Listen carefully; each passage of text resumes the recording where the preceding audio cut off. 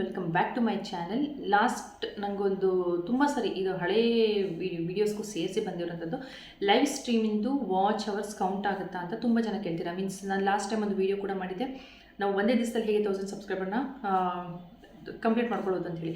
So ಆ ಒಂದು ವಿಡಿಯೋದಲ್ಲೂ ನಾನು ಹೇಳಿದ್ದೆ ಲೈವ್ ಸ್ಟ್ರೀಮ್ ಹೋಗಿಬಿಟ್ಟು ನಾವು ಸಬ್ಸ್ಕ್ರೈಬರ್ಸ್ನ ಬೇಗ ಕವರ್ ಮಾಡ್ಕೊಳ್ಬೋದು ಅಂತ ಹೇಳಿ. ಆ ವಿಡಿಯೋಗೂ ಕೆಲವೊಂದು ಮೆಸೇಜಸ್ ಬಂದಿದೆ, ಕಮೆಂಟ್ಸ್ ಬಂದಿದೆ. ಅದು ಬಿಟ್ಟು ಬೇರೆ ಕಮೆಂಟ್ಸ್ಗಳು ಕೂಡ ತುಂಬ ಬಂದಿದೆ.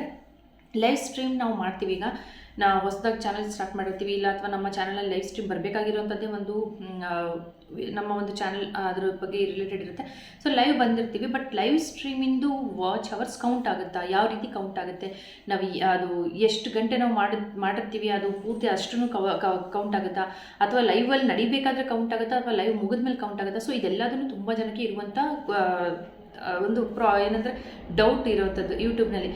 ಬಿಕಾಸ್ ಎಲ್ಲರಿಗೂ ಎಲ್ಲದ್ರ ಬಗ್ಗೆ ತಿಳ್ಕೊಂಡಿರಬೇಕು ಅಂತಲೇ ಈವನ್ ನನಗೂ ಕೂಡ ಅದ್ರ ಬಗ್ಗೆ ನಾಲೆಡ್ಜ್ ಇರಲಿಲ್ಲ ಮುಂಚೆ.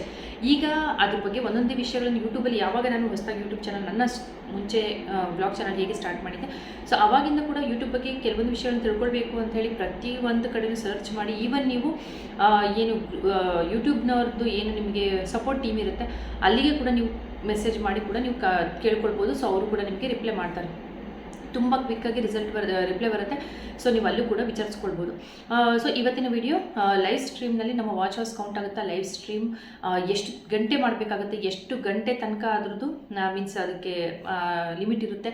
ಸೊ ಪ್ರತಿಯೊಂದು ಕೂಡ ಇವತ್ತಿನ ಒಂದು ವಿಡಿಯೋದಲ್ಲಿ ಶೇರ್ ಮಾಡ್ತಾ ಹೋಗ್ತೀನಿ. ಲೈವ್ ಸ್ಟ್ರೀಮ್ ಕೆಲವೊಂದು ಒಳ್ಳೆ ವಿಷಯಗಳನ್ನು ನಾನು ಅದ್ರ ಬಗ್ಗೆ ಅದ್ರ ರಿಲೇಟೆಡ್ ಮೀನ್ಸ್ ಅದರಿಂದ ನಮಗೆ ಏನೇನೆಲ್ಲ ಯೂಸಸ್ ಅನ್ನೋದು ನಾನು ಹೇಳ್ತಾ ಹೋಗ್ತೀನಿ. ಸೊ ಇವತ್ತಿನ ವಿಡಿಯೋ ಮಿಸ್ ಮಾಡದೆ ಸ್ಕಿಪ್ ಮಾಡದೆ ಕೊನೆ ತನಕ ನೋಡಿ ಅಂತ ಹೇಳ್ತಾ, ಯಾರೆಲ್ಲ ಹೊಸದಾಗಿ ನನ್ನ ಚಾನಲ್ನ ನೋಡ್ತಿದ್ದೀರಾ ಚಾನಲ್ನ ಸಬ್ಸ್ಕ್ರೈಬ್ ಮಾಡ್ಕೊಳ್ಳಿ, ಪಕ್ಕದಲ್ಲಿ ಬೆಲ್ ಐಕನ್ ಪ್ರೆಸ್ ಮಾಡಿ. ಇದರಿಂದ ಹೊಸ ವೀಡಿಯೋ ನೋಟಿಫಿಕೇಶನ್, ಅದರಲ್ಲೂ ಯೂಟ್ಯೂಬ್ ರಿಲೇಟೆಡ್ ಅಷ್ಟೇ ನನ್ನ ಚಾನಲಲ್ಲಿ ಸಿಗೋದು. ಸೊ ಯೂಟ್ಯೂಬ್ ರಿಲೇಟೆಡ್ ನಿಮಗೆ ಏನೇ ಕ್ವೆರೀಸ್ ಬೇಕು, ಏನೇ ಡೌಟ್ಸ್ ಇದ್ದರೂ ಕೂಡ ನನಗೆ ಕಮೆಂಟ್ಸ್ ಮಾಡಿ, ಆದಷ್ಟು ಕಮೆಂಟ್ಸಲ್ಲಿ ರಿಪ್ಲೈ ಮಾಡ್ತೀನಿ. ಕಮೆಂಟ್ಸಲ್ಲಿ ರಿಪ್ಲೈ ಮಾಡಬೇಕಾಗಲ್ಲ, ಅದನ್ನು ಎಕ್ಸ್ಪ್ಲೇನ್ ಮಾಡಿ ಹೇಳಬೇಕು ಅನ್ನೋದಿದ್ರೆ ಒಂದು ವೀಡಿಯೋದಲ್ಲಿ ಹೇಳ್ತೀನಿ ನಾನು.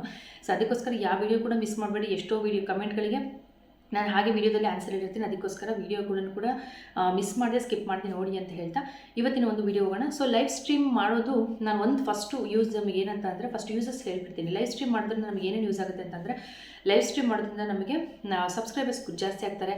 ಆ್ಯಂಡ್ ನಮ್ಮ ಒಂದು ಏನು ಯೂಟ್ಯೂಬ್ ಫ್ಯಾಮಿಲಿ ಅದು ಗ್ರೋ ಆಗ್ತಾ ಹೋಗುತ್ತೆ. ಜನಗಳ ಜೊತೆ ಬಾಂಡಿಂಗ್ ತುಂಬ ಚೆನ್ನಾಗಿ ಆಗ್ತಾ ಹೋಗುತ್ತೆ. ನಾನು ಹೇಳ್ತಾ ಇದ್ದೆ, ನಾನು ತುಂಬ ಜನ ನನ್ನ ಚಾನಲಲ್ಲಿ ಲಾಸ್ಟ್ ಟೈಮ್ ಮುಂಚೆ ಎಲ್ಲ ಅವರು ಕನೆಕ್ಟ್ ಆಗಿದ್ದವರು, ನಾನು ಲೈವ್ ಜೊತೆ ಕನೆಕ್ಟ್ ಆಗಿರೋರು, ಅವ್ರದ್ದು ಯೂಟ್ಯೂಬ್ ಚಾನಲ್ಸ್ ಇದೆ. ಅವರು ಸೊ ಯೂಟ್ಯೂಬ್ನಲ್ಲಿ ಲೈವ್ ಬಂದುಬಿಟ್ಟು ಎಷ್ಟು ಚೆನ್ನಾಗಿ ಸಬ್ಸ್ಕ್ರೈಬರ್ಸ್ ಆ್ಯಂಡ್ ಅರ್ನಿಂಗ್ಸ್ ತೊಗೊಳ್ತಿದ್ದಾರೆ ಅಂದರೆ ತುಂಬ ಚೆನ್ನಾಗಿ ಸಬ್ಸ್ಕ್ರೈಬರ್ಸ್ ಗ್ರೋ ಆಗಿದ್ದಾರೆ ಮತ್ತು ಚಾನಲ್ ಚೆನ್ನಾಗಿ ರನ್ ಆಗ್ತಾಯಿದೆ. ಬೇಬಿ ಅವ್ರು ಇವಾಗ ನನ್ನ ಚಾನಲ್ ನೋಡಲ್ಲ ಅನಿಸುತ್ತೆ, ಯಾಕಂದರೆ ಮುಂಚೆ ಎಲ್ಲ ವೀಡಿಯೋಗೂ ನನಗೆ ಕಮೆಂಟ್ ಮಾಡೋರು. ಬಟ್ ಇವಾಗ ಅವರ ಚಾನಲ್ ಗ್ರೋ ಆಗ್ತಿರೋದ್ರಿಂದ ಅವರಿಗೆ ಇವಾಗ ಯಾರಿಗೇ ಆಗಲಿ ನಾನು ಅಂತೇಳಿ ಬಂದು ನೋಡಿ ಅಂತ ಹೇಳ್ತಿಲ್ಲ, ಬಿಕಾಸ್ ಅವಶ್ಯಕತೆ ಇರಲ್ಲ. ಯಾಕಂದರೆ ನಮ್ಮ ಚಾನಲ್ ಒಂದ್ಸರಿ ನಾವು ಗ್ರೋ ಆಗಿ ಸ್ಟಾರ್ಟ್ ಆಯಿತು ಅಂದರೆ ನಾವು ಮತ್ತೆ ಬೇರೆಯವ್ರ ಚಾನಲನ್ನು ಹೆಂಗೆ ಗ್ರೋ ಮಾಡಬೇಕು ಅಂತ ಯಾರೂ ಕೂಡ ಹುಡ್ಕೋದಕ್ಕೆ ಹೋಗೋದಿಲ್ಲ. ಅದಕ್ಕೋಸ್ಕರ ಸ್ಟಾರ್ಟಿಂಗ್ನಲ್ಲಿ ನಾವು ಗ್ರೋ ಆಗೋ ಟೈಮ್ನಲ್ಲಿ ನಾವು ನಾವು ವೀಡಿಯೋಗಳನ್ನು ಸರ್ಚ್ ಮಾಡ್ತೀವಿ, ಎಷ್ಟು ಥರ ವಿಷಯಗಳು ತಿಳ್ಕೊಳ್ಳೋಕೆ ಟ್ರೈ ಮಾಡ್ತೀವಿ. ಬಟ್ ಜೆನ್ಯೂನ್ ಆಗಿ ಎಲ್ಲರೂ ಹೇಳೋದು ತುಂಬ ಕಡಿಮೆ. ಎಲ್ಲರೂ ಕೂಡ ಸುಳ್ಳು ಎಷ್ಟೋ ಜನ ಹೇಳ್ತಾರೆ, ಇದು ಹೀಗೆ ಮಾಡಿದ್ರೆ ಹಾಗಾಗುತ್ತೆ, ಹಾಗೆ ಮಾಡಿದ್ರೆ ಹೀಗಾಗುತ್ತೆ. ನಿಜವಾಗ್ಲೂ ಇಲ್ಲ, ನಾನು ನೋಡಿರುವಂಥದ್ದು ವಿಷಯಗಳನ್ನು ನಾನು ಶೇರ್ ಮಾಡ್ಕೊಂಡಿರೋ ಎಲ್ಲ ಒಂದು ವೀಡಿಯೋಗಳು ಕೂಡ ನನ್ನ ಒಂದು ಪರ್ಸನಲ್ ಎಕ್ಸ್ಪೀರಿಯನ್ಸಿಂದ ಶೇರ್ ಮಾಡ್ತಿದ್ದೀನಿ. ಅದಕ್ಕೋಸ್ಕರ ಹೇಳ್ತಾ ಇರೋದು. ಸೊ ಅವ್ರ ಚಾನಲ್ಗಳು ಕೂಡ ತುಂಬ ಚೆನ್ನಾಗಿ ಗ್ರೋ ಆಗಿದೆ, ನನಗೆ ಖುಷಿ ಕೂಡ ಇದೆ. ತುಂಬ ಚೆನ್ನಾಗಿ ನನ್ನ ಚಾನಲಲ್ಲಿ ಒಬ್ರಿಗೊಬ್ರು ಕನೆಕ್ಟ್ ಆಗಿದ್ದಾರೆ ಎಷ್ಟೋ ಜನ. ಈಗ ನನ್ನ ಹಳೆಯ ಸಬ್ಸ್ಕ್ರೈಬರ್ಸ್ ಎಷ್ಟೋ ಜನ ಕೂಡ ಅವ್ರ ಜೊತೆ ಇನ್ನೂ ಕನೆಕ್ಟ್ ಆಗಿದ್ದಾರೆ, ಈಗಲೂ ಅವರಿಗೆ ಕಮೆಂಟ್ ಮಾಡ್ತಾರೆ. ಸೊ ಅವ್ರದ್ದು ಹೆಸರುಗಳೆಲ್ಲ ನನಗೆ ಗೊತ್ತಿದೆ. ಸೊ ಎಷ್ಟು ಚೆನ್ನಾಗಿ ಅವ್ರ ಚಾನಲ್ ಗ್ರೋ ಆಗಿದೆ ಅಂದರೆ ನೀವು ನೋಡ್ಬೋದು. ನಾನು ಅದೇ ಹೇಳ್ತೀನಿ, ನನಗೆ ಅವ್ರ ಚಾನಲ್ ನಂದಿನಿ ಮೇಡಮ್ ಅವರೊಬ್ಬರು ಮತ್ತು ಜಯ ಅಂತ ಒಬ್ಬರು, ಅವರು ಗಿಡಗಳದ್ದು ಮಾಡಿದ್ರು. ಸೊ ತುಂಬ ಜನ ಈ ಥರ ಇದ್ದಾರೆ. ಅದರಲ್ಲೂ ಇವರಿಬ್ಬರು ಮಾತ್ರ ತುಂಬ ಚೆನ್ನಾಗಿ ಚಾನಲ್ ಗ್ರೋ ಆಗಿದೆ. ಇವಾಗ ಎಷ್ಟು ಚೆನ್ನಾಗಿ ಸಬ್ಸ್ಕ್ರೈಬರ್ಸ್ ಆ್ಯಂಡ್ ಅರ್ನಿಂಗ್ಸ್ ತೊಗೊಳ್ತಾ ಇದ್ದಾರೆ ಅಂದರೆ ತುಂಬ ಚೆನ್ನಾಗಿ ಇದೆ. ಅವ್ರ ಚಾನಲ್ ನಿಮಗೆ ಗೊತ್ತಿದ್ದರೆ ಹೋಗಿ ಸರ್ಚ್ ಮಾಡಿ ನೋಡ್ಬೋದು. ಅಕಸ್ಮಾತ್ ಅವ್ರು ಕಮೆಂಟ್ ಮಾಡಿದ್ರು ಕೂಡ ನಿಮಗೆ ಅವರ ಚಾನಲ್ಗಳು ಸಿಗಬಹುದು ಅಂತ ಅನಿಸುತ್ತೆ. ಸೊ ಲೈವ್ ಬರೋದ್ರಿಂದ ಸಬ್ಸ್ಕ್ರೈಬರ್ಸ್ ನಿಜವಾಗ್ಲೂ ಗ್ರೋ ಆಗ್ತಾರೆ. ನಿಮ್ಮ ಒಂದು ಯೂಟ್ಯೂಬ್ನ ಒಂದು ಬಾಂಡಿಂಗ್ ಚೆನ್ನಾಗುತ್ತೆ. ಪ್ರತಿಯೊಂದು ವೀಡಿಯೋನ ಅವ್ರು ನೋಡೋಕೆ ಸ್ಟಾರ್ಟ್ ಮಾಡ್ತಾರೆ, ಮತ್ತು ಅದ್ರ ಬಗ್ಗೆ ಲೈವಲ್ಲಿ ಡಿಸ್ಕಸ್ ಮಾಡ್ತಾರೆ.